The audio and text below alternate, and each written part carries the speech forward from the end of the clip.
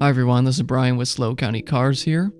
Today we have a photo provided by aka Zapata on Instagram of the Honda S2000, and it looks like they are at a autocross track. So the reason I think that is because it looks like an airstrip and I see a cone here. It doesn't look like your normal track day. So very cool photo. I'm gonna go through and kind of show you how I would approach this photo just editing it. So first thing I would do, I'm gonna go ahead and straighten out the photo right about there, and then I will put it on the lower third here. That's looking good, and it looks like it's at an angle, just a tad. My monitor's a little angled. Cool. So the first thing I would do is hit this auto button. It's gonna brighten up the image, and from here I'm gonna play around with the basic panel. So I hold the Alt and Option key to see where the pure black areas are, but this is to taste. I'm gonna go right about there. Same thing with the whites. I can hold the Option key, see the pure white areas. Don't want to go too far. Shadows, just play around, and then mess with the highlights. So that's looking pretty good. The next thing I would do is usually add an S-curve for some contrast. So I'll bring down this point. I'll make another point up top, drag it up. And then you have the option of putting one in the middle. And I'll drag that just a little bit up. I think for this photo, I will add a fade. So I'll add one more point at the bottom, and then I'll drag this point up. So you can see the contrast I've made there, and you can also see the fade, especially in the trees in the back. Next, I'll play with the clarity. In this case, I'm gonna lower it a tad. -8 looks good to me. You can play with the dehaze. Going this way to the left adds kind of that dreamy look. To the right kind of adds more of that contrast again. In this case, I'm just gonna leave it in the middle. The next thing I would do is just play with the saturation. Not gonna change it much, if at all. That looks good to me with the vibrance. Next thing I would do is go down to the sharpening. And I'm just gonna outline the car. I'm holding down the Option key. And that's just gonna sharpen the edges around the car. For this photo, we have a low ISO of 125, but on most photos, I just add some noise reduction. So because the ISO is pretty low, I'm just gonna go small here with 10. Adding too much adds kind of a plastic look to the whole photo, and it looks pretty bad, so I'm not gonna go with that. I check these boxes here on every single photo, so remove chromatic aberration and enable profile corrections. And then I will scroll down to the bottom for calibration.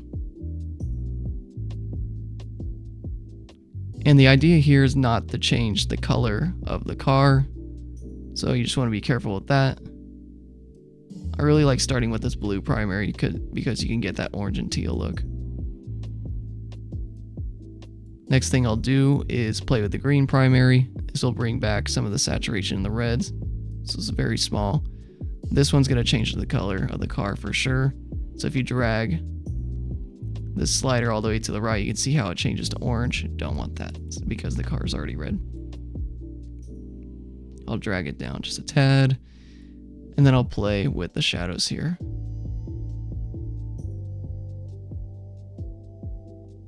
I will put -4 towards the green in the shadows.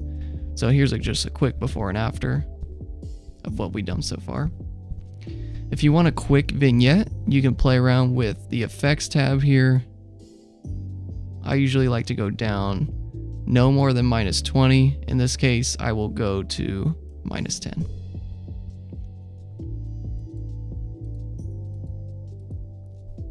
Cool. think we can warm this up just a little bit.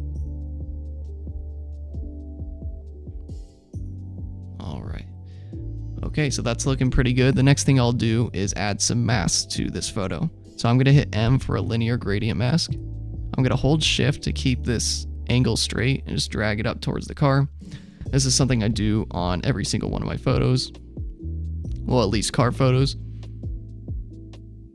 Just to draw your attention towards the car, I'm gonna drag down the exposure. And then I'm gonna add some clarity to add some texture to the road, not to be confused with this texture slider. I don't really play with that in masks or in the general tab.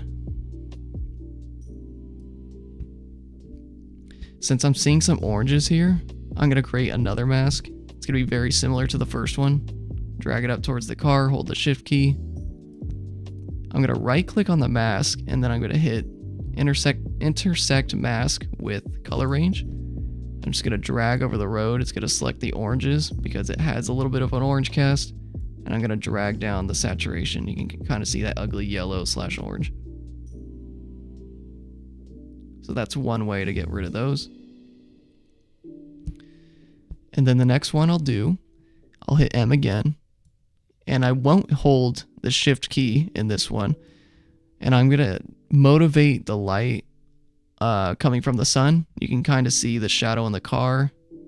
It's kind of going towards this right side, so it leads me to believe that the sun is coming from here. I'm just gonna increase the exposure to add a little bit more drama to this photo. Not too much, we wanna go subtle. See the before and after. And then I'll do the same thing, I'll hit M. I won't hold the shift key so I can maintain that angle. And I'll do the opposite on the other side. And that's looking pretty good. So again, here's a before and after of everything. And then I'll do a before and after of the mask we've made so far. You can see how we've added a lot more drama just by doing that. I'm gonna add 2 more masks here, one of the car and then one outside of the car. So I'm gonna create new mask, I'm gonna select the subject, and Lightroom does a pretty good job of selecting the subject. If you hit O, you can hide the selection. If you toggle it back on, you can see the selection. I'm gonna increase the exposure of the car just a little bit. I'm gonna increase the clarity. Right about there. And then I will duplicate and invert mask. So what that's gonna do is select everything but the car. And this is a trick to make the car pop even more. You can drag down the exposure.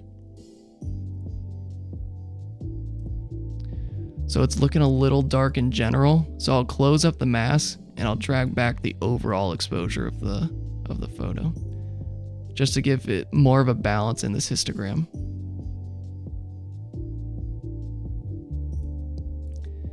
You can always adjust it too. Here we are.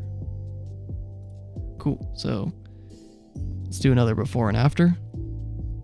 Looking pretty good. I think the last thing I'll do is play with the greens and I'll play with the oranges. It's looking a little dull back here, so I'm gonna bring back some of the orange in the weeds, and it's not gonna affect the road here because I dragged down that saturation using the mask.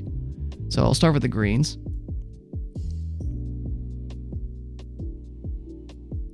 It's looking good right about there, and then I'll play with the oranges.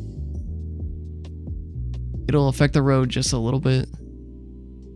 If it gets too much, I can always go back to the mask here